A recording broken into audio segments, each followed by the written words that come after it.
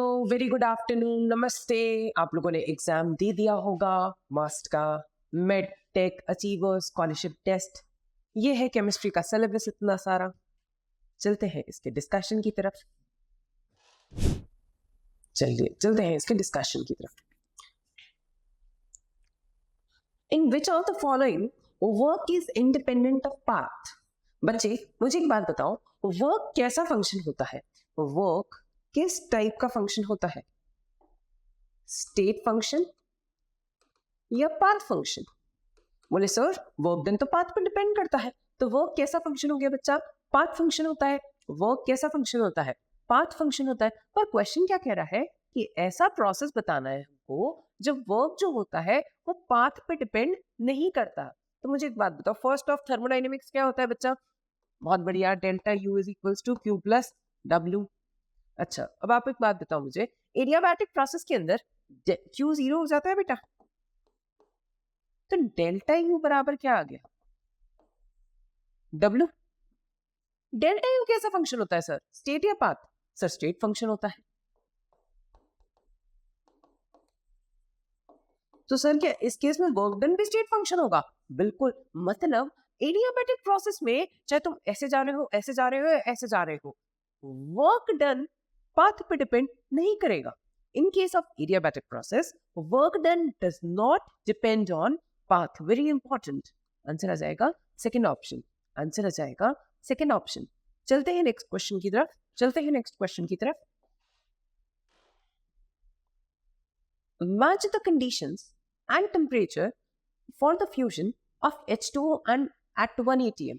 हम सबको पता है रिएक्शन की स्पॉन्टेनिटी के लिए, रिएक्शन की जो स्पॉन्टेनिटी होती है उसके लिए एक ही पैरामीटर का इस्तेमाल किया जाता है, that is Gibbs free energy. उसके चेंज को हम यूज करते हैं। हम एंथैल्पी को अगर काउंट ना करें तो ये माइनस टी डेल्टा एस के बराबर हो जाएगी।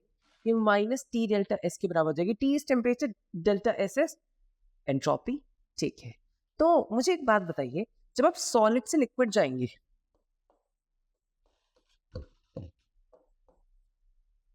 तो एंट्रोपी क्या होती है बच्चा? इंक्रीज। तो एंट्रोपी क्या होती है? इंक्रीज। क्यों इंक्रीज? सॉलिड में पार्टिकल्स पास, लिक्विड में पार्टिकल आराम से मोशन कर सकते हैं, तो एंट्रोपी लिक्विड की क्या होती है? हमेशा ज्यादा होती है। बिल्कुल सही। तो बच्चा मुझे एक बात बताओ, सॉलिड को जितना ज्यादा आप गर्म करोगे वो उतना लिक्विड में बढ़ेगा। तो जितना ज्यादा टेम्परेचर होगा उतना ज्यादा liquid state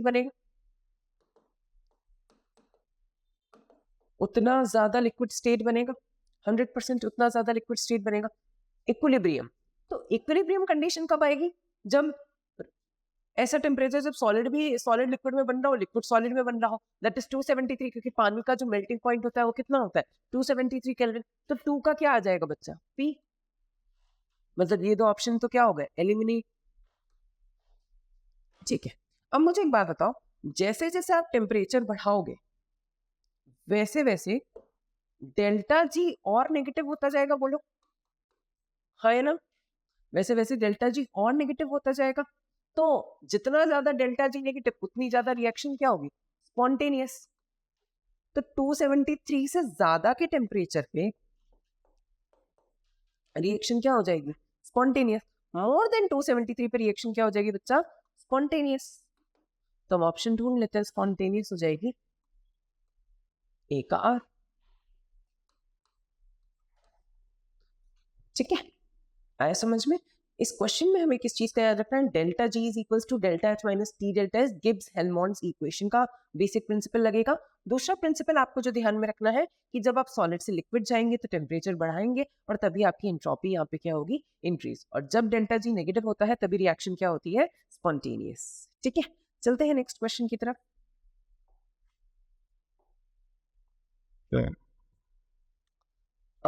the combustion enthalpy, एक थर्मोकेमिस्ट्री का क्वेश्चन आया आपके पेपर में कि कंबस्टन एंथैल्पी देके रखी है कार्बन, हाइड्रोजन और मीथेन की। तो हम लिखते हैं combustion enthalpy. C plus O2 gives क्या देगा आपको बच्चा? CO2। इसकी एंथैल्पी देके रखी है आपको -393.5। H2 प्लस हाफ O2 की एक एंथैल्पी देके रखी है H2O बनाने के लिए, कितनी हो गई? -284.8। और मीथेन की भी देके रखी है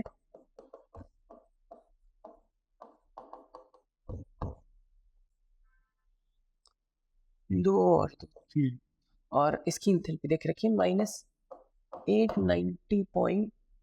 और क्वेश्चन आपको पूछ रहा है कि आप बताओ इसकी स्टैंडर्ड इंथैल्पी ऑफ फॉर्मेशन क्या होगी। स्टैंडर्ड इंथैल्पी ऑफ फॉर्मेशन पढ़ाया जाता है, कैसे होती है बच्चा? जो स्टैंडर्ड शीट होती है उनसे होती है। तो कार्बन की होती है ग्रेफाइन, हाइड्रोजन की गैसियस, उससे बनता है मीथेन, उससे बनता है मीथेन। ठीक है, हमें ऐसी रिएक्शन ढूंढनी है बच्चा जिसमें ये वाला एलिमेंट भी हो, ये वाला भी हो, ये वाला भी हो। तो ऐसी रिएक्शन सिर्फ कौन सी है बच्चा? ये वाली। तो हम इसमें हैश लॉ लगाएंगे। देखिए, अपने को कुछ भी नहीं करना है। जो चीज रिएक्टेंट में, अगर वो रिएक्टेंट में है मेन इक्वेशन में, तो उसे सेम साइन के साथ रखेंगे, और अगर साइड फ्लिप हो गई है तो उसे ऑपोजिट कर देंगे। ठीक है, तो मुझे बताइए डेल्टा एच, आपको टोटल रिएक्शन की एंथैल्पी देकर रखिए -890.4। ठीक है, लेट अस कंसीडर इस रिएक्शन की एंथैल्पी x है। बताओ यहाँ पे मीथेन कहाँ पे रिएक्टेंट में है बच्चा, और यहाँ पे प्रोडक्ट में, तो -x।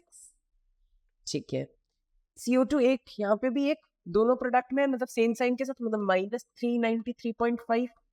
ठीक है, और H2 plus half O2 H2O, यहाँ बेटा 1 मोल के लिए, इसे 2 मोल के लिए कैलकुलेट करना पड़ेगा, इसे 2 मोल के लिए कैलकुलेट करना पड़ेगा।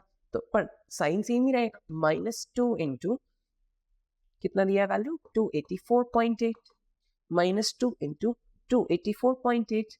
तो मुझे एक बात बताओ, इसको जब आप सॉल्व करोगे तो ये वैल्यू आएगा -72 के आसपास का ये वैल्यू आएगा। पर बच्चा ये वैल्यू -72 कौन सी यूनिट में आएगा? एब्सोल्युटली यस, किलो जूल में आएगा। कौन सी यूनिट में आएगा? किलो जूल में आएगा। कौन सी यूनिट में आएगा? किलो जूल में, क्योंकि आपका सारा डेटा किलो जूल में है। पर इन्होंने -72 कौन सी यूनिट में दिया है? किलो कैलोरी में दिया है। इन्होंने कौन सी यूनिट में दिया है? किलो कैलोरी में। तो अब हमें क्या करना पड़ेगा? किलो जूल को कैलोरी में कन्वर्ट करना पड़ेगा। तो 1 calorie is equals to 4.2 joule. तो 72 किलो जूल के लिए हम कर सकते हैं 72 डिवाइडेड बाय 4.2, दैट इज 18.75। तो आंसर आ जाएगा ऑप्शन सी। आंसर आ जाएगा ऑप्शन सी। ठीक है, चलिए नेक्स्ट क्वेश्चन। तो बॉन्ड डिसोसिएशन एनर्जी का रेशियो देके रखा है और एंथैल्पी ऑफ फॉर्मेशन देके रखी है। आपको बतानी है बॉन्ड डिसोसिएशन एनर्जी एक्स की क्या होगी। ठीक है, तो देखो अगर एंथैल्पी ऑफ फॉर्मेशन लिखेंगे एक्स वाई की, तो एंथैल्पी ऑफ फॉर्मेशन की डेफिनेशन होती है बच्चा 1 मोल के लिए बनाना होता है। किसके लिए बनाना होता है? 1 मोल के लिए। तो हमें ऐसा लिखना पड़ेगा half of x2 plus half of y2 gives xy।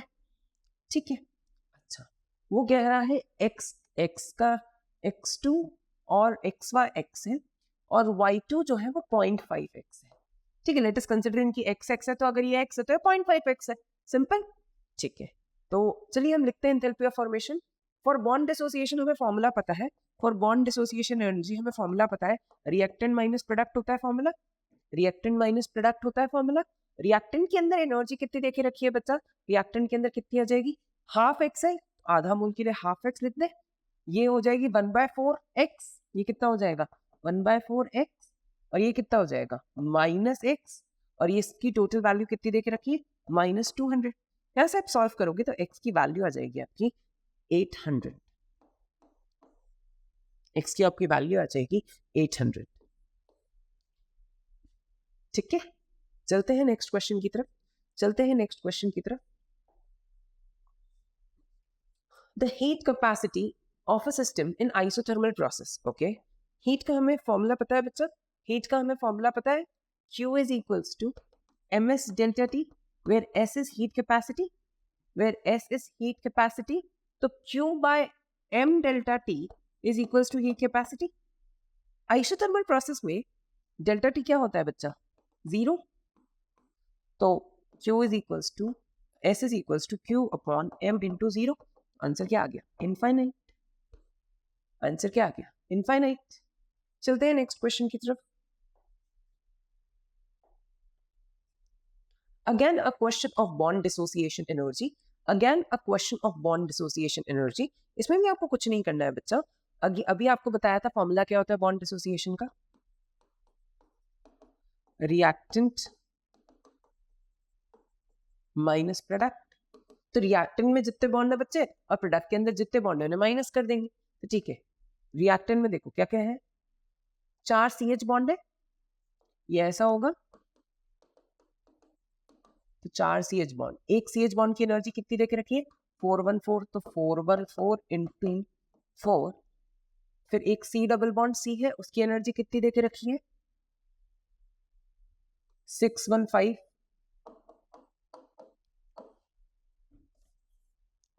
और साथ में क्या रिएक्टर में एक HH बॉन्ड है, उसकी एनर्जी देके रखी है 347। अच्छा, प्रोडक्ट में क्या है बच्चा CH3 CH3 मतलब ये CH3 CH3, ठीक है। तो एक CH बॉन्ड की एनर्जी वापस देके रखी है 414, तो -414 इंटू 6, और क्या है प्रोडक्ट में बेटा एक CC बॉन्ड है, उसकी एनर्जी भी देके रखी है उन्होंने, कितनी है 347, तो रख देते हैं। अच्छा, एक HH बॉन्ड की एनर्जी हमने गलत रख दी, ये 435 है, डेटा हमने गलत रख दिया, 435 दिया हुआ है, ठीक है। इस पूरे को जब आप सॉल्व करोगे, इस पूरे को जब आप सॉल्व करोगे तो इसका आंसर आएगा -125। इसको जब आप सॉल्व कर रहे हो तो आंसर आ रहा है -125, ठीक है। बस कुछ भी नहीं करना है, रिएक्टेंट में जितने बॉन्ड है और प्रोडक्ट में जितने बॉन्ड है उन्हें सब्ट्रैक्ट करके आंसर निकालना है, ठीक है। चलते हैं नेक्स्ट क्वेश्चन की तरफ। डिक्रीजिंग ऑर्डर ऑफ साइज, इसमें बहुत बच्चे मुझे ऐसा लगता है कि मिस्टेक ना करें, बच्चों को क्या याद रहता है कि जितना ज्यादा नेगेटिव चार्ज होता है उतना ज्यादा साइज होता है। बेटा वो बिल्कुल सही है, बट कब, जब स्पीशीज आइसो इलेक्ट्रॉनिक हो। आइसो इलेक्ट्रॉनिक मतलब जब नंबर ऑफ इलेक्ट्रॉन सेम हो तो आप सिर्फ सीधा सीधा चार्ज को दे सकते हो, बट बेटा आपने देखा होगा कि यहाँ पे सब में नंबर ऑफ इलेक्ट्रॉन्स अलग अलग है। तो मुझे बताओ ब्रोमीन ये आ जाएगा आपके कौन से पीरियड में आ जाएगा, ये 4th पीरियड का है ब्रोमीन, तो ये तो काफी नीचे है 4th पीरियड, तो उसके ऊपर आएगा 3rd वाला, उसके ऊपर आएगा क्लोरीन। देखिए तो सबसे ज्यादा किसका साइज होगा ब्रोमीन का, क्योंकि वो ग्रुप में भी कहाँ आ रहा है, नीचे आ रहा है, और हमने पढ़ा है when you move top to bottom shell के बढ़ने की वजह से साइज क्या होता है इंक्रीज, तो ब्रोमीन नेगेटिव का साइज सबसे ज्यादा होगा। हाँ, सल्फर नेगेटिव और क्लोरीन नेगेटिव में हम ऐसे देख सकते हैं कि जिस दोनों आइसो इलेक्ट्रॉनिक स्पीशीज है, तो जिसके अंदर ज्यादा नंबर ऑफ इलेक्ट्रॉन्स होंगे उसका साइज भी क्या आएगा ज्यादा बड़ा, तो यानी मतलब ज्यादा नेगेटिव चार्ज होगा उसका साइज भी क्या आएगा बड़ा। तो S2 नेगेटिव, फिर Cl नेगेटिव, और लास्ट में नाइट्रोजन फर्स्ट पीरियड का आ गया N3 नेगेटिव, जिसका आंसर आ जाएगा फर्स्ट। तो इस क्वेश्चन से हमने क्या सीखा बच्चों, हमने पढ़ा है कि नंबर ऑफ नेगेटिव चार्ज जो होता है, जितना ज्यादा नेगेटिव चार्ज रहेगा वो उतना ज्यादा उसका एटॉमिक साइज भी होगा। बट आपको एक चीज का ध्यान रखना है, वो लॉ कब अप्लाई होता है, हमने आपको क्लास में भी बताया है बार बार बच्चों कि वो तभी अप्लाई होगा जब नंबर ऑफ इलेक्ट्रॉन्स क्या होते हो सेम। तो नंबर ऑफ इलेक्ट्रॉन जब तक सेम नहीं है आप उस लॉ को अप्लाई नहीं करेंगे, ठीक है। चलते हैं नेक्स्ट क्वेश्चन की तरफ। VBT का question, which of the following overlaps gives sigma bond along x-axis as internucleus axis? आपका नॉर्मल केस में z एक्सिस इंटरन्यूक्लियर एक्सिस होता है, नॉर्मली आपका z एक्सिस इंटरन्यूक्लियर एक्सिस होता है, और तब आप लोग बोलते हो कि s प्लस pz से सिग्मा बॉन्ड बनता है, तब आप बोलते हो कि s प्लस pz के कॉम्बिनेशन से सिग्मा बॉन्ड बनता है। बट अब की बार उसने क्या कहा है कि अगर x एक्सिस है इंटरन्यूक्लियर एक्सिस, तो मुझे बताओ अब की बार किसके साथ बनेगा sigma bond, S plus px के साथ क्या बनेगा सिग्मा बॉन्ड, बिल्कुल। तो ऐसा कोई ऑप्शन है क्या, है ना, ऑप्शन बी, ठीक है। तो हर बार जो हम बाय डिफॉल्ट मानते हैं वो कौन सा कन्वेंशन होता है बेटा, z एक्सिस को हम इंटरन्यूक्लियर एक्सिस मानते हैं, पर क्वेश्चन ने क्या कहा है कि आपका इंटरन्यूक्लियर एक्सिस x एक्सिस है, क्वेश्चन कह रहा है आपका इंटरन्यूक्लियर एक्सिस x एक्सिस है, तो अब की बार s और px के कॉम्बिनेशन से क्या बनेगा सिग्मा बॉन्ड। चलते हैं नेक्स्ट क्वेश्चन की तरफ। नेक्स्ट, VSEPR थ्योरी के लिए क्या सही नहीं है, ठीक है। हमें does not make a habit, आप हमेशा क्वेश्चन में राउंड मार्क बनाए, क्योंकि इन्हीं वर्ड्स की वजह से आपके क्वेश्चन गलत हो जाते हैं। कुछ सालों पहले मेरा एक स्टूडेंट था, उसकी ये आदत ही नहीं रही कि कभी वो ऐसे वर्ड्स को अंडरलाइन करे, उसकी वजह से उसकी इतनी सिले मिस्टेक्स हुई कि उसको जितना आता था उससे वो 100 मार्क्स कम लाया। और आप सब जानते हैं कंपटीशन कितना बढ़ता जा रहा है, एक एक मार्क की वहाँ कितनी वैल्यू होती है। तो प्लीज ऐसी सिली मिस्टेक्स न करें, जो भी हाईलाइटेड वर्ड होता है उसे एक सर्कल बनाने की हैबिट डालें क्वेश्चन पेपर में। ठीक है, तो क्वेश्चन है कि ऑर्डर ऑफ रिपल्शन बताना है आपको between different pair of electrons. ठीक है, तो lone pair lone pair lone pair bond pair bond pair bond pair, ये तो सही बात है बच्चों कि यही होता है हमारा ऑर्डर कि लोन पेयर के बीच में सबसे ज्यादा रिपल्शन, फिर लोन पेयर बॉन्ड पेयर, फिर बॉन्ड पेयर। ठीक है, फिर number of lone pair of electrons on central atom increase the deviation in bond angle from normal bond angle. सही बात है, देखो कैसे, CH4 बॉन्ड एंगल हमें पता है कितना होता है, 109 डिग्री 28 मिनट्स। अच्छा, NH3 कितना होता है बताओ, 107 डिग्री। और H2O कितना होता है,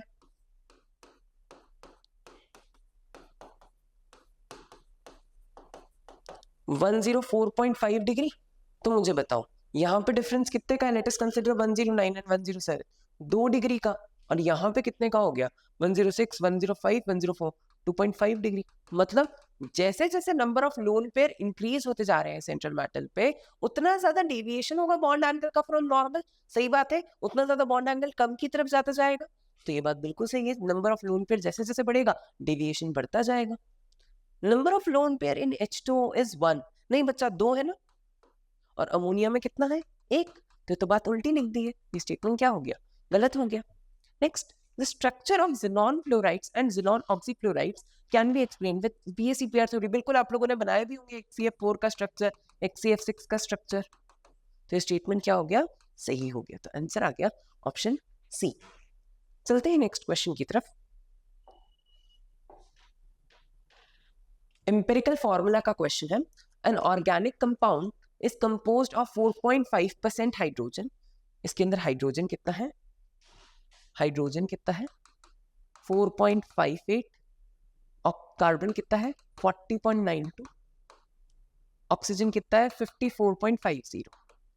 तो एम्पिरिकल फॉर्मूला का क्वेश्चन कैसे करते हैं, सबसे पहले इसके एटॉमिक मास से डिवाइड कर देते हैं। तो 4.58 डिवाइडेड बाय 1, तो ये कितना हो जाएगा 4.58, 40.92 डिवाइडेड बाय 12, 3.4 आएगा ये, और 50.50 डिवाइडेड बाय 16, ये भी 3.4 आएगा। तो इसको आप सॉल्व करोगे तो ये लगभग ऐसा आएगा, C मतलब अब आप इसको 3.4 से डिवाइड करोगे जब पूरे डेटा को, तो कुछ ऐसा आएगा, CH4/3O। तो पूरा मल्टीप्लाई कर देते हैं 3 से, तो ये कितना आ जाएगा, C3H4O3। That is first option. Empirical formula के अंदर 3 step.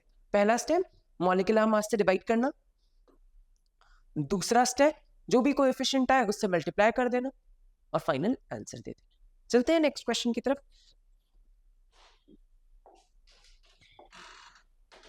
This is a question of alpha of Kp। Good question. ठीक है, उसने कहा है कि N2O4 डिसोसिएट होता है NO2 के अंदर 20% at 10 atm of equilibrium pressure. उसका इक्विलिब्रियम प्रेशर कितना दिया हुआ है, 10 atm, और हमें निकालना है Kp। तो ठीक है, हम इक्वेशन लिखते हैं, N2O4 गिव्स 2NO2। ठीक है, इसका इनिशियल प्रेशर हम P मान लें।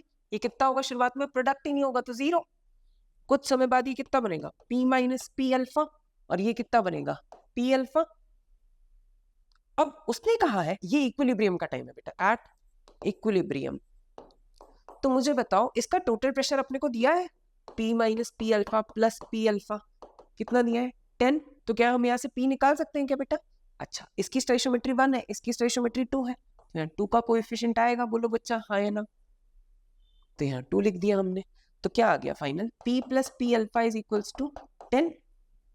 तो P कॉमन ले लेते हैं, 1 प्लस अल्फा, अल्फा 20% मतलब 0.2, यहाँ से हम P निकाल सकते हैं। तो ये P आएगा आपका सॉल्व करने पे 8.33। अब Kp लिखना है।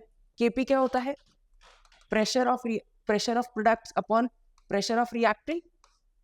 प्रोडक्ट में है आपका NO2, NO2 का प्रेशर कितना होगा 2P अल्फा, तो 2 इंटू 8.33 इंटू 0.2 का square divided by P minus P alpha, वो कितना हो जाएगा बच्चा? That is P minus P alpha कितना हो जाएगा? 8.33 से कॉमन ले लेते हैं, P को कॉमन ले लेते हैं, 1 minus 0.2।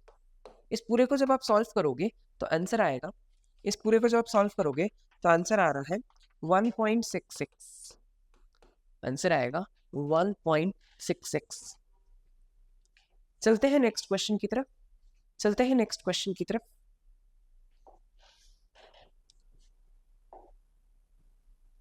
In melting of ice which of the conditions is more favourable? हर बार क्लास में पढ़ाई जाती है आप लोगों को ये बात। मेल्टिंग ऑफ आइस बताओ बच्चा कैसा प्रोसेस है? आइस वाटर, मेल्टिंग के समय हीट दे रहे हो आप, तभी टेम्परेचर बढ़ाने पे स्टेट लिक्विड हो रही है, तो मेल्टिंग कैसा प्रोसेस हो गया? एंडोथर्मिक। ली चार्टलियर प्रिंसिपल में आपको पढ़ाया गया है कि एक एंडोथर्मिक रिएक्शन में ज्यादा टेम्परेचर देने पे रिएक्शन फॉरवर्ड की तरफ जाएगी, तो टेम्परेचर कैसा होना चाहिए प्रोसेस का? हाई। ठीक है, जब आइस वाटर में कन्वर्ट होता है तो आइस की डेंसिटी क्या होती है? कम होती है एज कंपेयर टू वाटर। तो अगर आइस की डेंसिटी कम है वाटर से, मतलब वाटर की डेंसिटी ज्यादा है, तो density is equal to mass by volume.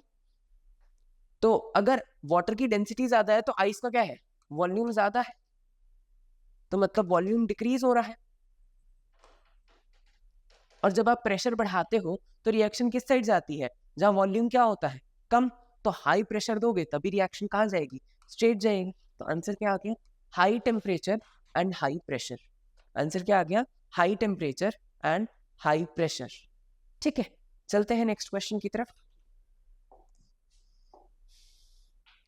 Adding inert gas to a constant to a system of this reaction equilibrium at equilibrium at constant volume will be। constant volume पे आप कोई भी inert gas add करो, कोई भी change नहीं आएगा बच्चा equilibrium पे। constant pressure पे आता है जो चेंज, constant pressure पे आता है चेंज। constant pressure में क्या होता है? रिएक्शन उस साइड चली जाती है जहां नंबर ऑफ मोल ज्यादा हो, रिएक्शन उस साइड चली जाती है जहां नंबर ऑफ मोल क्या हो? ज्यादा हो। ठीक है, चलो चलते हैं अगले क्वेश्चन पे। स्टैंडर्ड एंथैल्पी ऑफ फॉर्मेशन हमें निकालनी है CH3OH की फ्रॉम द गिवन डेटा। ठीक है, स्टैंडर्ड एंथैल्पी ऑफ फॉर्मेशन मतलब हमें नॉर्मल सब कुछ कंसीडर करना पड़ेगा, मतलब C + 2H2 + half oxygen will give CH3OH। ठीक है, अच्छा अब हमें एक ऐसी रिएक्शन चुननी है जिसमें सारी चीजें हो, मतलब CH3OH भी हो, CO2 भी हो, H2O भी हो। वो कौन सी है बच्चा? फर्स्ट वाली रिएक्शन, बिल्कुल सही।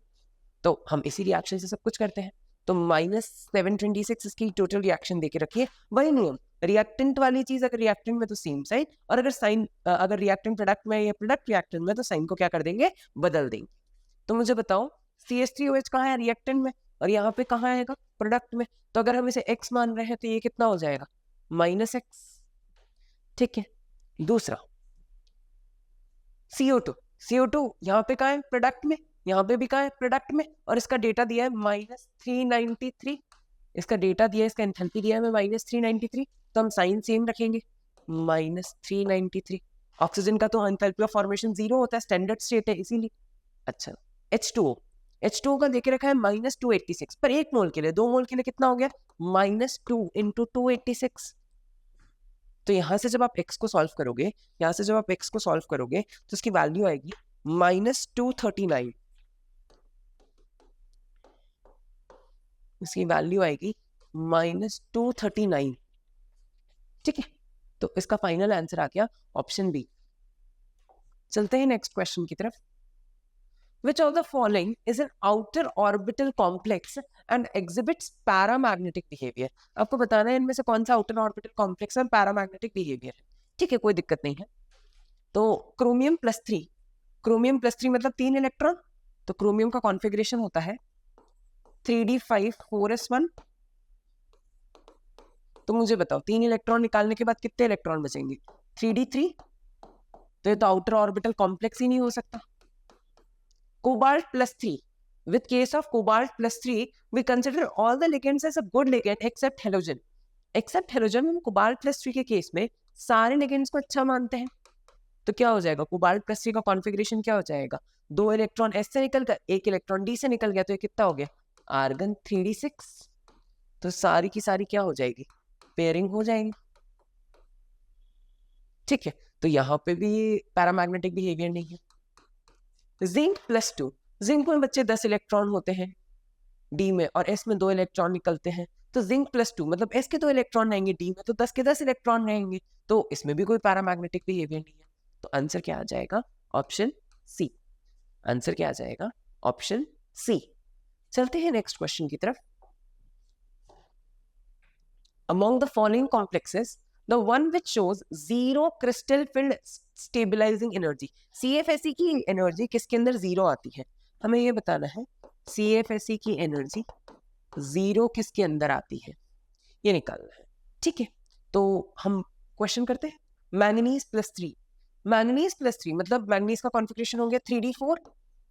ठीक है, तो 3d4 मतलब वीक फील्ड लिगेंड होता है वाटर, तो मतलब हम कोई पेयरिंग नहीं होगी. 3 T2G में आ गए, 1 EG में आ गया, नेट जीरो होगा क्या बच्चा, नहीं. ठीक है, चलो आयरन प्लस 3 का केस करते हैं. आयरन प्लस 3 के केस में आप करोगे ना बच्चे, तो आयरन प्लस 3 मतलब 3d5 और 3d5 में 3 इलेक्ट्रॉन यहाँ आ जाएंगे, वाटर वीक फील्ड लिगेंड होता है, और 2 इलेक्ट्रॉन यहाँ आ जाएंगे.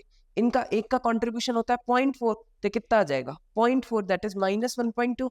मतलब 3 इलेक्ट्रॉन है तो 1.2 और ये माइनस में आ जाएंगे तो -1.2. तो नेट कितना हो गया, zero. Net crystal field stabilising energy कितनी हो गई, जीरो. ऑप्शन क्या आ जाएगा, ऑप्शन बी. चलते हैं नेक्स्ट क्वेश्चन की तरफ. This is a good question. FeCO5 and NiCO4 दोनों कार्बोनाइल के कॉम्प्लेक्सेस देके रखे हैं. कार्बोनाइल कॉम्प्लेक्स के बारे में आपको एक चीज बहुत अच्छे से पता होनी चाहिए. कार्बोनाइल कॉम्प्लेक्स के बारे में आपको एक चीज बहुत अच्छे से पता होनी चाहिए कि इन कार्बोनाइल के साथ सेंट्रल मेटल का ऑक्सीडेशन स्टेट जीरो होता है. इन केस ऑफ कार्बोनाइल कंपाउंड जो सेंट्रल मेटल होता है उनका ऑक्सीडेशन स्टेट क्या होता है बच्चों, जीरो होता है. तो FeCO5 मतलब आयरन का ऑक्सीडेशन स्टेट क्या है बच्चा, जीरो. ठीक है, तो अब आयरन का ऑक्सीडेशन स्टेट जीरो है तो मतलब कॉन्फ़िगरेशन क्या हो गया, 4s, मतलब आयरन का ऑक्सीडेशन स्टेट जीरो मतलब आयरन 4s2 और 3d6. तो ऐसा हो जाएगा बच्चा, 4s के 2 इलेक्ट्रॉन, 3d में 6 और कार्बोनाइल एक स्ट्रॉन्ग फील्ड लिगेंड होता है तो पेयरिंग होगी सबकी. पर क्या होता है ये s के इलेक्ट्रॉन्स क्या आ जाते हैं, यहाँ पे आ जाते हैं इसे कंपनसेट करने के लिए, इस इलेक्ट्रॉन को बढ़ने के लिए. तो ये कैसा बन जाता है,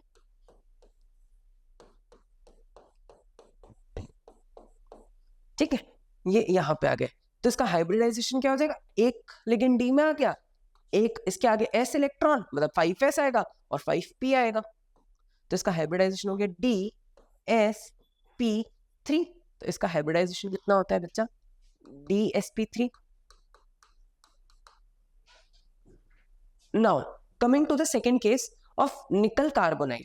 निकल कार्बोनाइल का केस आप देखोगे तो अगेन कार्बोनाइल के केस में सेंट्रल मेटल में ऑक्सीडेशन स्टेट क्या होती है बच्चों, जीरो. ऑक्सीडेशन स्टेट क्या होती है, जीरो. मुझे बताओ अगर ये ऑक्सीडेशन स्टेट जीरो है तो निकल का कॉन्फ़िगरेशन हो जाएगा आर्गन 4s2 3d8. तो 4s2,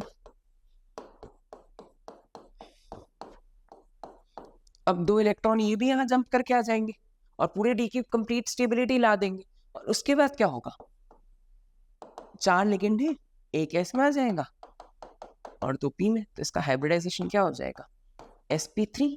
ठीक है, पोलैरिटी और मैग्नेटिक नेचर, बिल्कुल सही बात है बच्चों. इन सब का डाइपोल मूवमेंट क्या होगा, म्यू जीरो होगा और मैग्नेटिक नेचर दोनों के दोनों डायमैग्नेटिक है. सही बात है, तो सेम है ये भी. हमें क्या बताना है, अलग है, डू नॉट शो. आपको बार बार बता रहे हैं, हैबिट डालिए ऐसे वर्ड्स को अंडरलाइन करने की. Moving on to next question. Carbonyl के साथ बच्चों एक स्पेशल टाइप की बॉन्डिंग होती है जिसे क्या कहते हैं, सिनर्जिक बॉन्डिंग. तो ये भी प्रेजेंट होगी बिल्कुल. इन सभी में ns इलेक्ट्रॉन जो हो रहे हैं वो n-1d शेल में आ रहे हैं, ये s के इलेक्ट्रॉन कूद के d के सब शेल में आ रहे हैं, ये भी बात सही है. Participation of d orbital in hybridisation, नहीं बच्चों, इसमें कौन सा डी ऑर्बिटल है, इसका तो हाइब्रिडाइजेशन ही sp3 है, इसमें कोई डी ऑर्बिटल थोड़ी आ रहा है हाइब्रिडाइजेशन में, तो आंसर क्या आ जाएगा, ऑप्शन ए। चलते हैं नेक्स्ट क्वेश्चन पे।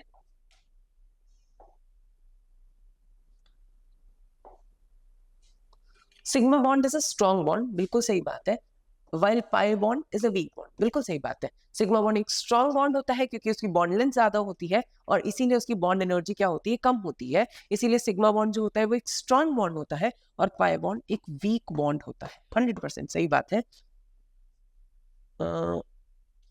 इफ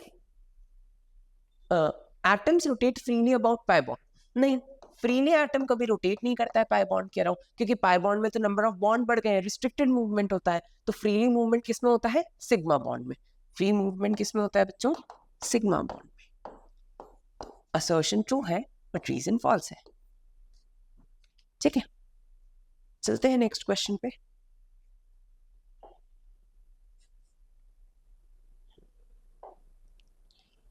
आपको पोटेंशियल एनर्जी देके रखी गई है, आपको बताना है इलेक्ट्रॉन कौन सी एक्साइटेड स्टेट में है, ठीक है। तो टोटल एनर्जी से क्या हम पोटेंशियल एनर्जी से टोटल एनर्जी निकाल सकते हैं, potential energy by 2 is equal to total energy, तो 3.02 माइनस 3.02 डिवाइडेड बाय 2 कितना आ जाएगा, 1.5,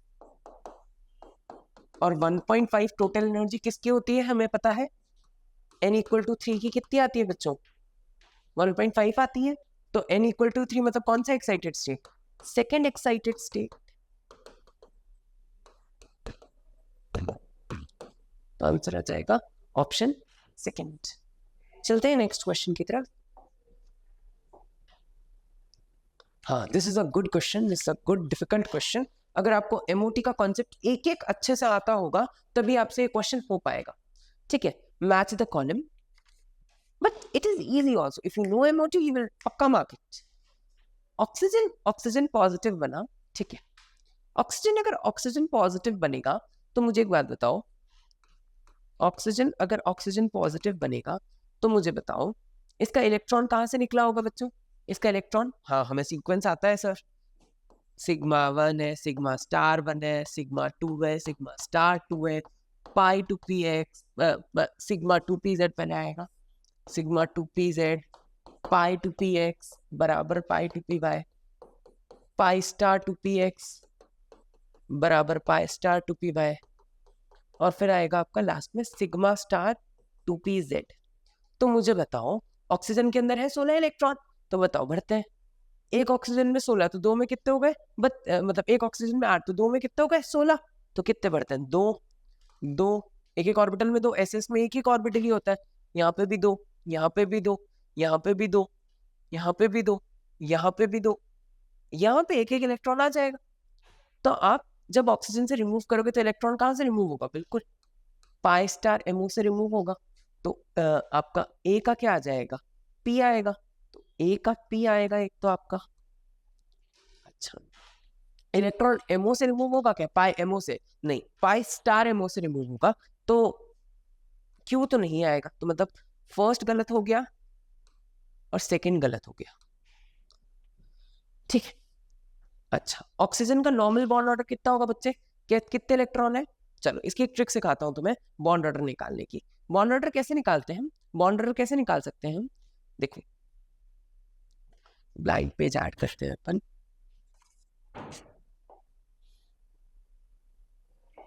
बॉन्ड ऑर्डर कैसे निकाल सकते हैं आपको बताते हैं।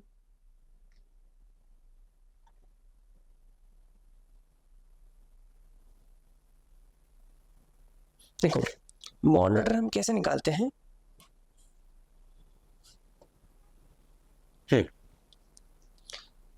देखो 8 9 10 11 12 13 14 15 16 17 18 19 20, 14 का बॉन्ड ऑर्डर 3 आता है, अगर हम ये याद कर लें 14 का बॉन्ड ऑर्डर 3 आता है, और बाकी सब में हाफ हाफ कम करते जाइए, 2.5 2 1.5 1 0 0.5 0, ऐसे यहाँ पे भी करते जाइए 2.5 2 1.5 1.5 0। ऑक्सीजन में है 16, मतलब बॉन्ड ऑर्डर कितना होगा 2। अब ऑक्सीजन पॉजिटिव मतलब कितने इलेक्ट्रॉन्स हो गए 15, तो बॉन्ड ऑर्डर कितना हो गया 2.5।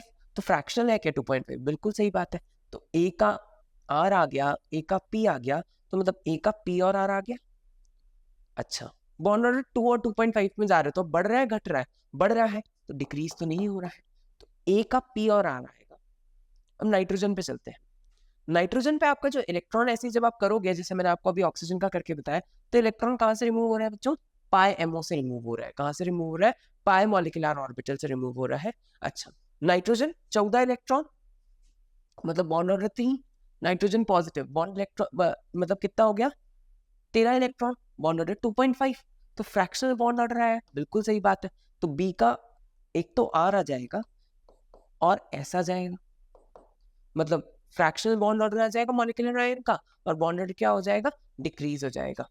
नाइट्रोजन में मैंने आपको बता दिया कि इलेक्ट्रॉन जो होता है वो पाई एमओ से नहीं रिमूव होगा बच्चों। ये भी बात गलत है, गलत बोल दिया था अभी मैंने। ये कहाँ से रिमूव होता है? सिग्मा 2p-z से। कहाँ से रिमूव होता है? सिग्मा 2p-z से।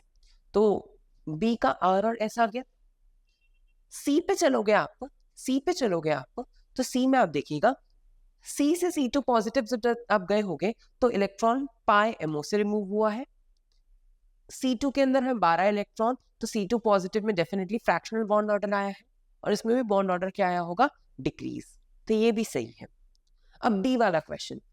सर डी वाले क्वेश्चन का तो हमें एमओटी सिखाया ही नहीं जाता है, हेटेरोएटॉमिक एमओटी। पर बच्चों मुझे एक बात बताओ, इलेक्ट्रॉन या तो पाई स्टार एमओ से रिमूव हो सकता है या पाई एमओ से हो सकता है, दोनों में साथ में तो नहीं हो सकता। तो पी और क्यू साथ में तो नहीं आ सकते, तो आंसर क्या आ जाएगा? Option C. ठीक है, और इस क्वेश्चन को एलिमिनेशन से सॉल्व करना था। अगर आपने एलिमिनेट किया होगा तो आपको सिर्फ फर्स्ट और फोर्थ वाला सॉल्व करना है, बी और सी दोनों के केस में सेम है। ठीक है, चलते हैं नेक्स्ट क्वेश्चन की तरफ। It was a good question and a difficult question of MOT. ठीक है, नेक्स्ट क्वेश्चन। X3 नेगेटिव है और उसके अंदर नंबर ऑफ इलेक्ट्रॉन 18 है, तो मतलब नंबर ऑफ प्रोटॉन कितने हो गए? 15, क्योंकि 3 तो क्या है? इलेक्ट्रॉन्स एक्स्ट्रा है, इसीलिए 18 है। तो हमें एटॉमिक मास दिया है, हमें नंबर ऑफ न्यूट्रॉन्स बताने हैं। ठीक है, तो number of proton plus number of neutron is equal to atomic mass. Atomic mass 31 है, नंबर ऑफ प्रोटीन 15 है, नंबर ऑफ न्यूट्रॉन कितने आएंगे? 16। आंसर आ गया ऑप्शन सी। चलते हैं नेक्स्ट क्वेश्चन पे। The ratio of frequency of corresponding to third line of Lyman of hydrogen's atomic spectrum to that of first line of Balmer series. तो बस इसमें हमें फ्रीक्वेंसी का फॉर्मूला लगाना था।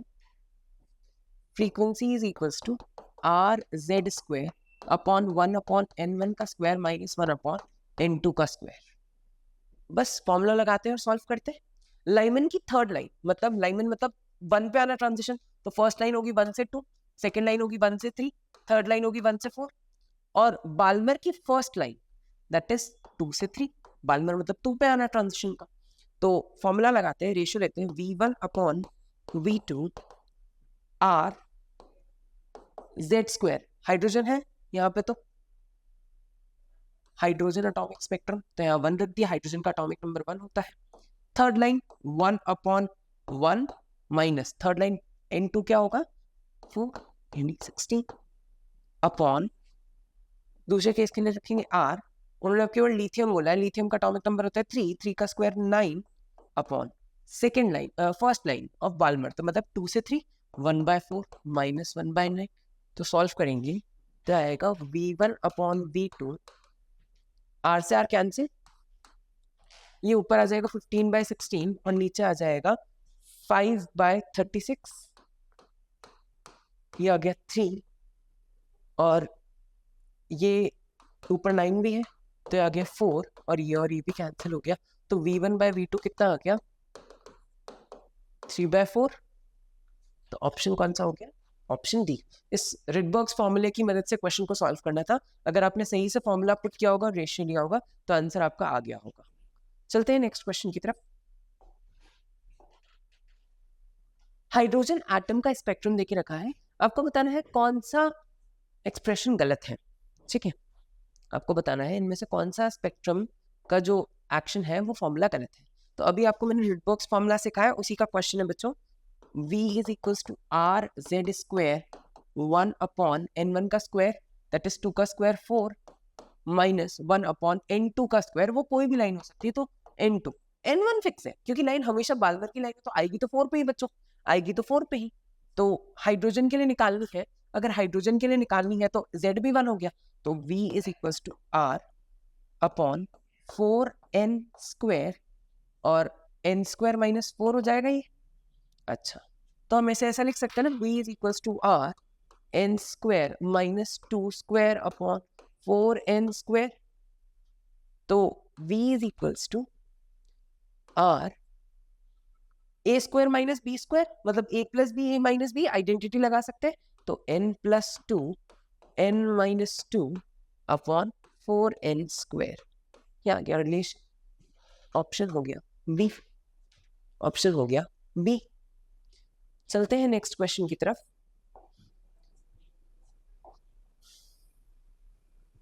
एक इलेक्ट्रॉन है जिसकी स्पीड देके रखी है आपको, और उसकी अनसर्टेनिटी देके रखी है, आपको उसकी पोजीशन के अंदर अनसर्टेनिटी निकालनी है। हाइजेनबर्ग्स प्रिंसिपल का क्वेश्चन है, हिंसबर्ग्स अनसर्टेनिटी का क्वेश्चन है। तो delta x into delta p is greater than equal to h by 4 pi. Formula पढ़ा है हमने, बस इसी फॉर्मूले को हमें सॉल्व करना था। डेल्टा x की वैल्यू निकालनी है, डेल्टा p को लिख सकते हैं m delta v, h value पता है 4 पाई, m डेल्टा v मास रख देंगे 9.1 इंटू 10 की पावर माइनस 31, स्पीड देके रखी है आपको 600, और उसकी अनसर्टेनिटी देके रखी है 0.05, उसे भी मल्टीप्लाई कर दें, और वो परसेंटेज में देके रखी है, तो मतलब 0.05 डिवाइडेड बाय 100 परसेंटेज को कन्वर्ट करने के लिए इज इक्वल्स टू h की वैल्यू में पता है 6.63 इंटू 10 की पावर माइनस 34, 4 इंटू 3.14। इस पूरे को सॉल्व करोगे तो आंसर आएगा 1.92 इंटू 10 की पावर माइनस 4। इसका ऑप्शन आएगा 1.92 इंटू 10 की पावर माइनस 4। चलते हैं नेक्स्ट क्वेश्चन की तरफ। Which of the following statement is not incorrect? Very important and very confusing. Not incorrect मतलब कौन गलत नहीं है, मतलब आपको क्या बताना है, स्टेटमेंट सही कौन सा है। ठीक है, you have to take true statement कौन सा है।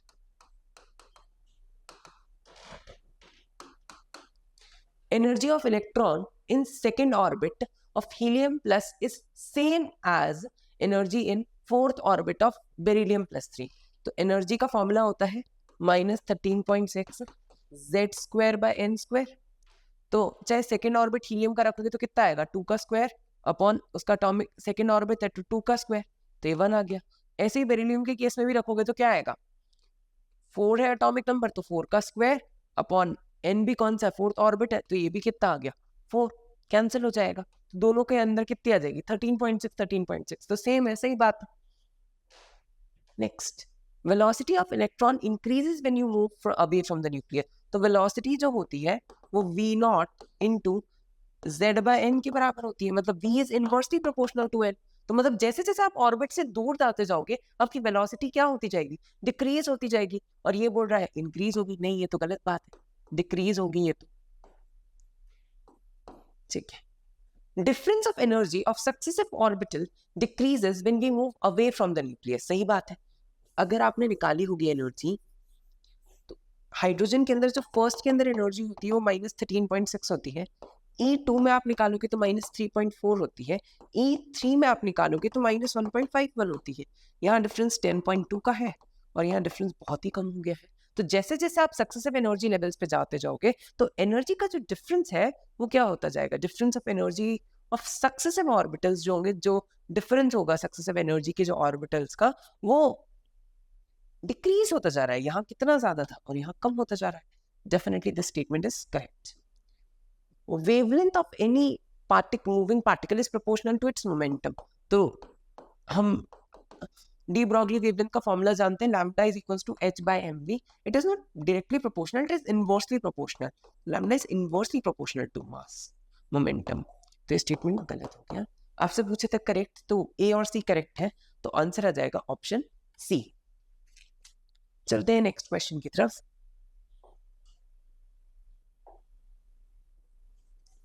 Which of the following diagram is correctly related to electron affinity of halogen? Order पढ़ा है हमने बच्चों। ऑर्डर होता है क्लोरीन की ज्यादा होती है एक्सेप्शनली फ्लोरीन से, ब्रोमीन और आयोडीन से, क्योंकि क्लोरीन का साइज भी क्या होता है, बड़ा होता है, तो उसके पास इलेक्ट्रॉन्स अकोमोडेट करने की क्या होती है, जगह होती है। तो फ्लोरीन से क्लोरीन जाओगे तो क्या होगी, डिक्रीज। क्लोरीन से ब्रोमीन आओगे तो भी क्या होगी, डिक्रीज। नहीं, फ्लोरीन से क्लोरीन जाओगे तो क्या होगी, इंक्रीज। क्लोरीन से ब्रोमीन आओगे तो क्या होगी, डिक्रीज। ब्रोमीन से आयोडीन आओगे तो भी डिक्रीज। आयोडीन से फ्लोरीन आओगे तो इंक्रीज। तो ऑप्शन आ जाएगा सी। चलते हैं नेक्स्ट क्वेश्चन पे।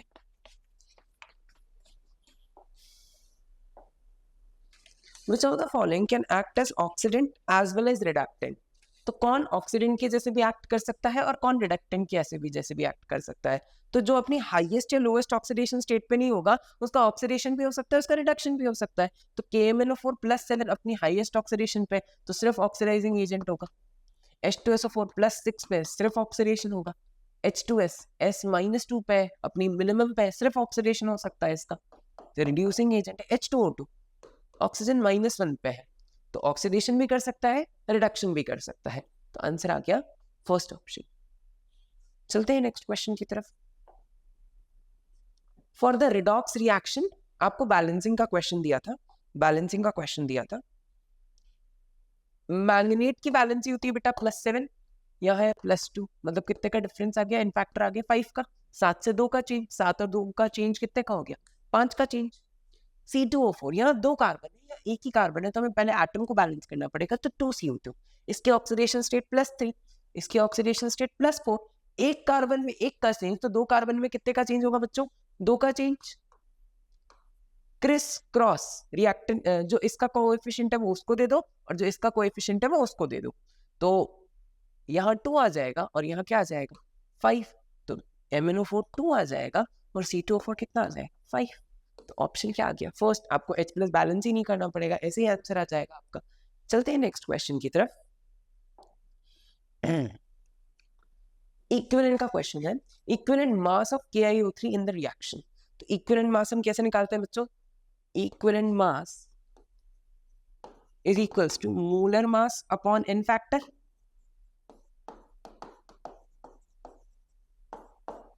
KiO3 में ऑक्सीडेशन स्टेट +5 और यहाँ पे आपने निकाली होगी तो ये होती है -1, तो डिफरेंस कितने का है 6 का, तो n फैक्टर भी कितना हो गया 6, तो मोलर मास बाय 6 आ गया इसका आंसर। ऑप्शन आ गया ऑप्शन बी। चलते हैं नेक्स्ट क्वेश्चन की तरफ।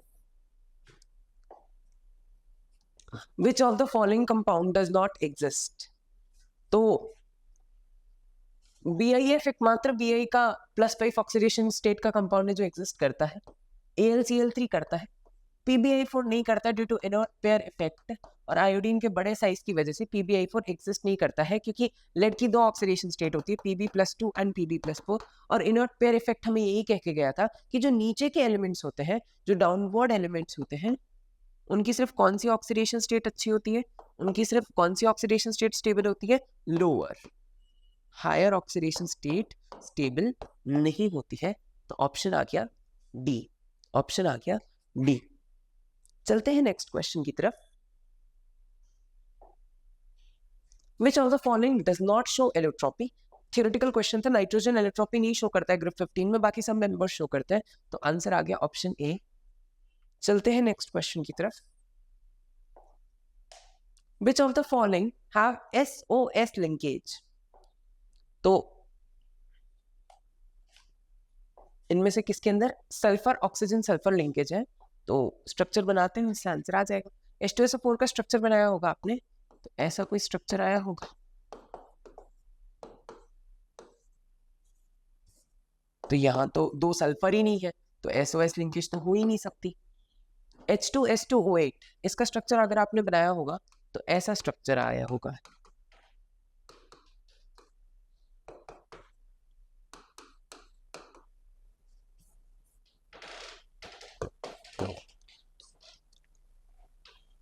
2 3 4 5 6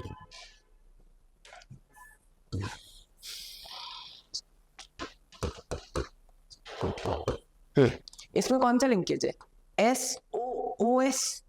इस लिंकेज को कहते हैं परऑक्सी लिंकेज। इसे कहते हैं परऑक्सी लिंकेज। तो ये भी नहीं होगा, SOS नहीं है इसमें भी। अच्छा, H2S2O6 का बनाते हैं तो इसका ऐसा आएगा कुछ।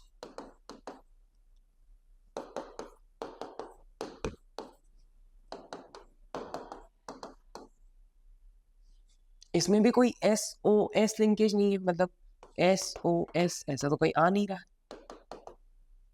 लास्ट है H2S2O7 जिसे कॉमनली ओडियम कहते हैं, तो इसका स्ट्रक्चर ऐसा होता है।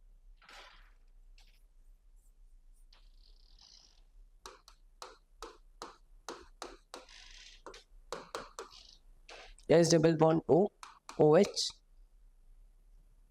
एक ऑक्सीजन, एक यहाँ double bond OH, OH, double bond O, double bond O। कितने हो गए ये? 2 2 4 1 5 1 6। बिल्कुल सही बात है। तो इसमें कौन सा लिंकेज है? SOS लिंकेज है। इसमें कौन सा लिंकेज है? SOS लिंकेज है। जिसका आंसर क्या आ गया? Option D. चलते हैं नेक्स्ट क्वेश्चन की तरफ। एक एलिमेंट X मैग्नीशियम के साथ रिएक्ट करता है। एक एलिमेंट X मैग्नीशियम के साथ रिएक्ट करता है जिसका कॉन्फ़िगरेशन देके रखा है 1s2 2s2 2p3, मतलब 4 और 3 7 इलेक्ट्रॉन। मतलब उसकी वैलेंसी भी कितनी होगी? 1s2 2s2 2p3 कौन सा हो गया? नाइट्रोजन। मतलब उसकी वैलेंसी भी कितनी होती है? 3। मैग्नीशियम की वैलेंसी कितनी होती है? 2। Criss cross Mg3x2। चलते हैं नेक्स्ट क्वेश्चन की तरफ।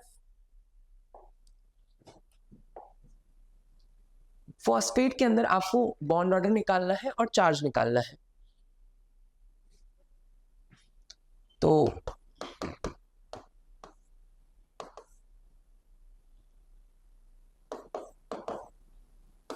ये हो गया PO4 3 नेगेटिव। तो ये 3 चार्ज बेटा 4 एटम के अंदर डिवाइड हो रहा है। ये 3 चार्ज 4 एटम के अंदर डिवाइड हो रहा है। तो ये कितना हो गया? 3 चार्ज 4 एटम में डिवाइड हो रहा है, तो इट वुड बी -0.75। ठीक है। अच्छा, ये एक बॉन्ड इन 4 में डिवाइड हो रहा है, तो इसका बॉन्ड ऑर्डर कितना हो गया? 1। और एक बॉन्ड 4 में डिवाइड हो रहा है तो 1/4। तो ये कितना आ गया? 1.25। तो -0.75 और 1.25, ऑप्शन सी। चलते हैं नेक्स्ट क्वेश्चन की तरफ।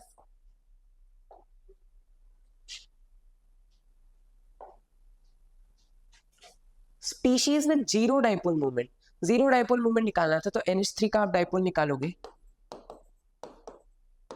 तो सब कुछ सेम डायरेक्शन में आएगा बच्चों। NF3।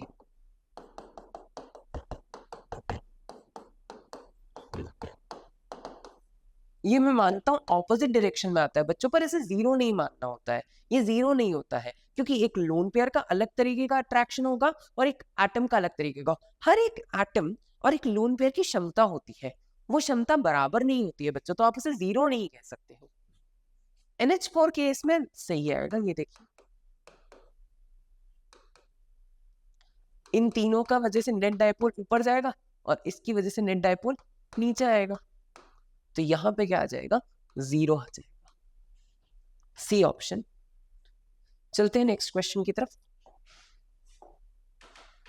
एसिडिटी का ऑर्डर पूछा गया था, तो जैसे जैसे आप नीचे जाते हैं एसिडिक कैरेक्टर इंक्रीज होता है in hydrides. In case of hydrides जैसे जैसे आप नीचे जाते हैं एसिडिक कैरेक्टर इंक्रीज होता है, क्योंकि प्रोटॉन देना आसान हो जाता है, साइज छोटा होने की वजह से ओवरलैपिंग अच्छी नहीं होती है, इसलिए प्रोटॉन आसानी से लूज हो जाता है। तो HI सबसे ज्यादा एसिडिक, फिर HBr, फिर HCl, फिर HC। तो ऑप्शन आ जाएगा डी। चलते हैं नेक्स्ट क्वेश्चन की तरफ। P4O6 में कितने ब्रिजिंग ऑक्सीजन प्रेजेंट होते हैं? तो P4O6 का स्ट्रक्चर बनाते हैं।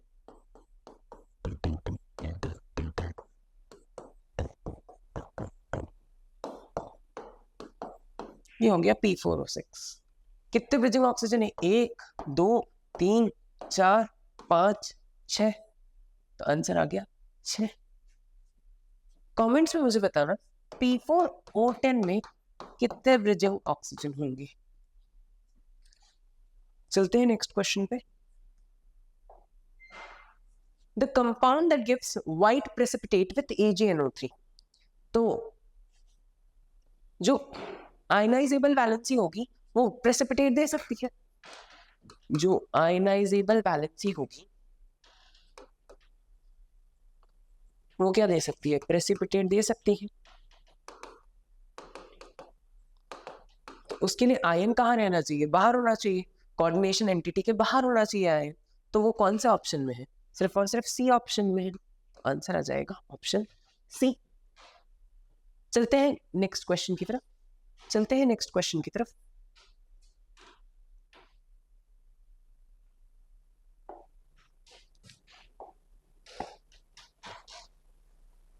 In which of the following the central atom is present in its highest oxidation state? तो निकाल लेते हैं, चलिए। या क्रोमियम की ऑक्सीडेशन स्टेट +3, या स्कैंडियम की +3। क्रोमियम की पर मैक्सिमम ऑक्सीडेशन स्टेट कितनी होती है? +6। निकल कार्बोनाइल में निकल की ऑक्सीडेशन स्टेट कितनी होती है? 0। और आयरन यहाँ पे आप निकालोगे तो X, Cn का होता है -1, तो -6 is equals to -2, X is equals to +2। तो आयरन की भी मैक्सिमम होती है +3। तो सिर्फ स्कैंडियम एकमात्र है जो अपनी हाईएस्ट ऑक्सीडेशन स्टेट में है। ऑप्शन ए आ जाएगा आंसर। चलते हैं नेक्स्ट क्वेश्चन की तरफ। आपको मैग्नेटिक मोमेंट निकालना था K2CuCN4 का। तो अगर आप यहाँ से ऑक्सीडेशन स्टेट निकाल पाओ कॉपर की, तो K2CuCN4, तो 2 कॉपर का X मान लेते हैं, Cn का -1 तो 4 है तो -4, तो X आ जाएगा +1। तो मतलब कॉपर +2 ऑक्सीडेशन स्टेट में है, +2 ऑक्सीडेशन स्टेट में है। मतलब कॉन्फ़िगरेशन हो जाएगा आर्गन, 2 S के, एक S का निकल जाएगा और एक D का निकल जाएगा, तो कॉन्फ़िगरेशन हो जाएगा आर्गन 3D9। कॉन्फ़िगरेशन हो जाएगा आर्गन 3D9। तो अगर हम इलेक्ट्रॉन भरेंगे ऐसा हो जाएगा 2, एक इलेक्ट्रॉन बचेगा। तो मैग्नेटिक मोमेंट भी किसकी वजह से निकलेगा? इस एक की वजह से। तो फॉर्मूला लगा देंगे √n, n+1, n+2। तो अनपेयर्ड इलेक्ट्रॉन कितना है? 1। 1 × 1 + 2 is 3, तो √3 that is 1.734। ऑप्शन आ गया बी। चलते हैं नेक्स्ट क्वेश्चन पे। Metal carbonyl with longest carbon oxygen bond length. हमें बताना है ऐसा मेटल कार्बोनाइल जिसकी longest carbon oxygen bond length हो। ठीक है, तो जैसे जैसे नेगेटिव चार्ज आएगा बेटा, कार्बन और ऑक्सीजन के बीच में ऑक्सीजन पे इलेक्ट्रॉन डेंसिटी बढ़ती जाएगी, तो उससे क्या होगा? रिपल्शन होगा, तो बॉन्ड क्या होता जाएगा? लंबा होता जाएगा। तो नेगेटिव चार्ज सबसे ज्यादा कौन से ऑप्शन पे है? Option D. ठीक है, कमेंट्स में मुझे बताना मेटल कार्बन बॉन्ड लेंथ सबसे ज्यादा किसमें होगी?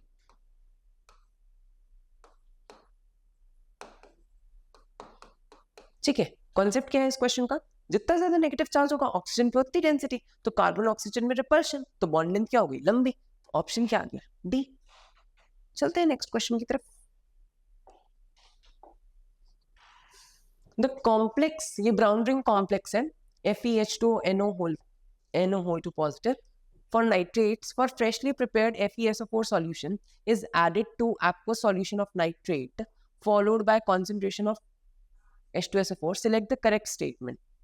ठीक है, ये ब्राउन कलर का कॉम्प्लेक्स होता है, ये चार्ज ट्रांसफर की वजह से कलर आता है, सही बात है। इसमें आयरन की ऑक्सीडेशन स्टेट भी बच्चा +1 होती है और NO की भी ऑक्सीडेशन स्टेट +1 होती है। इसका अगर आप वो बनाएंगे, VBT बनाएंगे, तो आयरन का ऑक्सीडेशन स्टेट +1 है, तो मतलब 3D6 4S1, तो ये कुछ ऐसा हो जाएगा 3D6 और 4S1। ये एक इलेक्ट्रॉन यहाँ पे आ जाता है, पेयरिंग नहीं होती है। और कितने अनपेयर्ड इलेक्ट्रॉन रहते हैं? 3 अनपेयर्ड इलेक्ट्रॉन रहते हैं, तो ये भी सही है। 3 अनपेयर्ड इलेक्ट्रॉन के लिए फिर मैग्नेटिक मोमेंट कैसे निकालेंगे? 3 + 2, ये आएगा 3.87 के आसपास। तो सही है, सारे स्टेटमेंट सही थे, आंसर आ जाएगा ऑप्शन डी। चलते हैं नेक्स्ट क्वेश्चन पे। Assertion: addition of HgCl2 decreases red color of FeCN2 positive। जब आप HgCl2 को डालते हो ना बच्चा, तो रेड कलर जो होता है आयरन फेरोसाइनाइड का, वो डिक्रीज हो जाता है। सही बात है, क्योंकि मर्क्यूरी HCN के साथ रिएक्ट कर लेता है और वो एक स्टेबल कंपाउंड बना रहेगा, तो इसीलिए उसकी अवेलेबिलिटी कम हो जाती है। पर उसका कोऑर्डिनेशन नंबर 4 होता है बच्चा, तो ये CN2 नहीं आएगा, CN4 आएगा, इसीलिए ऑप्शन गलत है। आप लोग सोच रहे होंगे ये एनालिटिकल केमिस्ट्री का क्वेश्चन है। नहीं बच्चों, ये इक्विलिब्रियम में एप्लीकेशंस ऑफ ली चार्टलियर प्रिंसिपल में एनसीईआरटी में मेंशन्ड है। ये एप्लीकेशन ऑफ ली चार्टलियर प्रिंसिपल में दिया है आपकी किताब में, तो वहां से क्वेश्चन है ये। तो एनसीईआरटी बहुत इंपॉर्टेंट है बच्चों, प्लीज पढ़िए उसे। तो असर्शन ही सिर्फ सही है, ऑप्शन सी आएगा इसका आंसर। ठीक है, चलते हैं नेक्स्ट क्वेश्चन पे।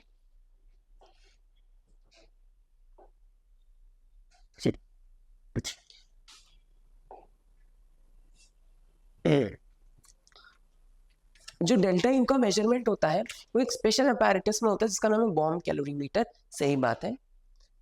स्पॉन्टेनिटी हमें रिएक्शन के बारे में, कुछ रेट ऑफ रिएक्शन के बारे में कुछ नहीं बताती है, ये भी सही बात है। The standard state of a substance जो होता है बच्चों, 1 atm यानी 1 बार प्रेशर पे मेंटेन होता है। ये भी आपकी एनसीईआरटी में लिखा है, तो ये स्टेटमेंट भी इनकरेक्ट है, ये स्टेटमेंट भी इनकरेक्ट है। एक कैटलिस्ट कोई थर्मोडायनेमिक पैरामीटर को नहीं बदलता है। सही बात है, ना कैटलिस्ट डेल्टा एच बदलता है, ना डेल्टा जी, ना डेल्टा एच, इनमें से किसी को भी नहीं बदल पाता है, ना क्यू। तो इसीलिए कैटलिस्ट सिर्फ क्या कम कर सकता है, एक्टिवेशन एनर्जी को कम कर सकता है, बाकी किसी भी थर्मोडायनेमिक पैरामीटर को कैटलिस्ट नहीं बदलता है। तो आंसर आ गया ऑप्शन ए। चलते हैं नेक्स्ट क्वेश्चन की तरफ। Separation of zirconium and hafnium difficult होता है। सही बात है, जिरकोनियम और हाफनियम अगर एक मिक्सचर में मिल जाए तो हम उन्हें सेपरेट नहीं कर पाते हैं। क्यों? क्योंकि वो एक ही ग्रुप में आते हैं। सही बात है, दोनों के दोनों कौन से ग्रुप में आते हैं, 4th group of periodic table में आते हैं दोनों के दोनों। तो सही बात है ये भी, पर ये कोई रीजन नहीं है सेपरेशन का। रीजन ये थोड़ी है, सेपरेशन का रीजन ये है हम उन्हें नहीं सेपरेट कर पाते क्योंकि उनका साइज अप्रोक्सीमेटली सिमिलर होता है, इसलिए हम उन्हें सेपरेट नहीं कर पाते हैं। तो both assertion and reason are true, but R is not correct explanation of A. Answer आ जाएगा ऑप्शन बी। चलते हैं नेक्स्ट क्वेश्चन की तरफ। Why HCl is used to make the medium acidic in oxidation reactions of KMnO4? क्योंकि HCl को हम use नहीं करते हैं क्योंकि HCl का जो Cl है वो Cl2 में कन्वर्ट हो जाता है, Cl नेगेटिव Cl2 में कन्वर्ट हो जाता है। वो भी एक ऑक्सीडाइजिंग एजेंट होता है और KMnO4 भी एक ऑक्सीडाइजिंग एजेंट होता है, इसीलिए हम मीडियम को एसिडिक नहीं कर पाते, उल्टा दोनों सब्सटेंसेस एक ऑक्सीडाइजिंग एजेंट के जैसे काम करने लग जाते हैं। तो जो सेकंड स्टेटमेंट है वो क्या आएगा इसका आंसर। चलते हैं नेक्स्ट क्वेश्चन की तरफ। The dimerization of NO2 into N2O4 is an exothermic reaction। जो NO2 होता है जब N2O4 में कन्वर्ट होता है तो बिल्कुल हीट रिलीज होती है, ये एक एक्सोथर्मिक रिएक्शन होती है। सही बात है। Increase in temperature shift the equilibrium in forward reaction. नहीं बच्चों, एक एक्सोथर्मिक रिएक्शन को अंदर अगर आप टेम्परेचर बढ़ाओगे तो रिएक्शन तो कहाँ जाएगी, बैकवर्ड जाएगी। तो स्टेटमेंट क्या हो गया, गलत। सिर्फ क्या सही है, असर्शन सही है। तो आंसर क्या आ जाएगा, ऑप्शन सी। चलते हैं नेक्स्ट क्वेश्चन पे। This is a good question. आपको नाइट्रोजन टेट्राऑक्साइड मतलब N2O4 टूट रहा है 2NO2 के अंदर और 50% डिसोसिएट हुआ है। आपसे पूछा गया है फ्री एनर्जी का चेंज क्या है इस टेम्परेचर और इस प्रेशर पे। फ्री एनर्जी का चेंज क्या है आपको ये बताना है। ठीक है, तो इसके लिए आप क्या यूज करेंगे, इसके लिए आप फॉर्मूला यूज करेंगे, इसके लिए आप फॉर्मूला यूज करेंगे delta ji is equals to -2.303 nRT log Kp। ठीक है, पर अब आपको Kp निकालना पड़ेगा। Kp कैसे निकालते हैं बच्चा, Kp कैसे निकालेंगे, एक मोल दिया, एक ATM दिया है, यहाँ कितना होगा 0.5 ATM बचेगा कुछ समय बाद, और ये कितना हो जाएगा 2 × 0.5, मतलब ये हो जाएगा P - P अल्फा और ये 2 × अल्फा। और यहां से हमें क्या निकालना पड़ेगा, सबसे पहले Kp निकालना पड़ेगा और फिर Kp के बाद आप निकालने के बाद इसकी वैल्यूज रखोगे 2.303 1 मोल और 8.314। टेम्परेचर को केल्विन में रखना है बच्चों, याद रखना।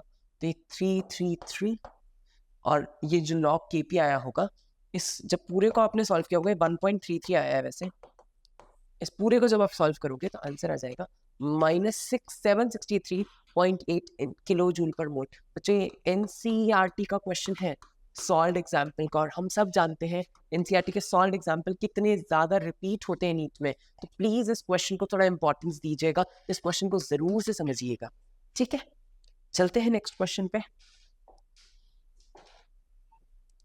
करेक्ट रिलेशन आपको निकालना है। Delta G system is equals to minus T delta S total. बिल्कुल सही बात है, जो सिस्टम की टोटल गिब्स फ्री एनर्जी होती है वो minus T delta S total पे डिपेंड करती है। डेल्टा एस आइसोथर्मल का ये फॉर्मूला होता है, ये भी सही बात है। जब आप Q को कांस्टेंट टेम्परेचर पे कांस्टेंट प्रेशर पे मेजर करोगे तो Q इज इक्वल्स टू क्या होता है, ms डेल्टा टी होता है, Q is equals to NCP delta T होता है। तो delta Q by D delta temperature at constant pressure, इसी को हम क्या कहते हैं, CP। सही बात है, आंसर क्या आ जाएगा, ऑप्शन डी। चलते हैं लास्ट क्वेश्चन की तरफ। एक रिएक्शन देके रखी है,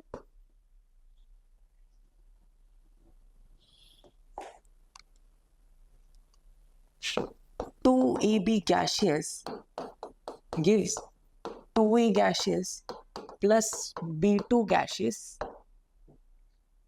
इसका प्रेशर देके रखा है AB का 500 और इक्विलिब्रियम प्रेशर देके रखा है 625। आपको निकालना है Kb, ठीक है।